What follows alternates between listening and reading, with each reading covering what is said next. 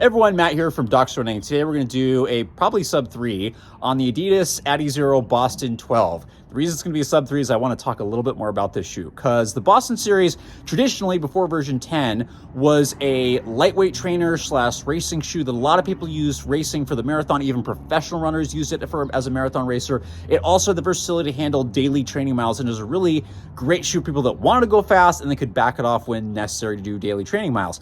That really went away with version 10, where it became a much higher stack shoe, heavier.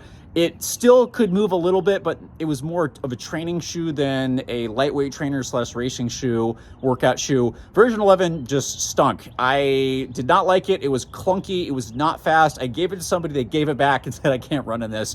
So kind of moved away. I know a lot of people are upset with where the Boston was heading, and I can tell you confidently that the Boston 12 is back to the original series, but with the newest midsole technologies and all that kind of stuff. So let's talk about how that's changed and why it's back to where a lot of people wanted it to be. So first off, spec-wise, based on what I've gotten, men's size 9 comes in at 9.4 ounces. Women's size 8 comes in at 8.0 ounces approximately. There's a 37 millimeter heel stack height, 30.5 millimeter stack height in the forefoot for a 6.5 millimeter drop, which is definitely noticeable.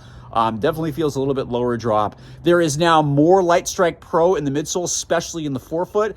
There's Light Strike 2.0 in the heel, and this is probably not what this is at all, but the best way I can describe Light Strike 2.0 is a combination between the original Light Strike and Light Strike Pro. It just feels softer, snappier, lot better. Overall ride is softer and snappier and faster than the previous versions. It does have a little bit more flexibility, and that's because the rods now are fiberglass infused rods. So different, they are full length. They've got a very interesting pattern to them. There is a lateral extension that we will talk about in a second.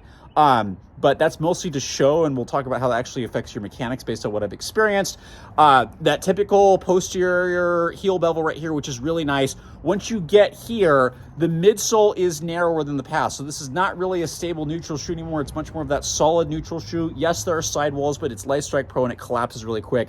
The lateral aspect of the plate here of the rods does, when you land on the lateral side, pitch you inward. So if you land on the forefoot, it's fairly good. If you land on the lateral side, it moves you inward. So a much faster, snappier transition throughout. Not a stable neutral shoe anymore. The upper is way more relaxed, way softer now. They got rid of those stiff patches up front. So a little bit wider.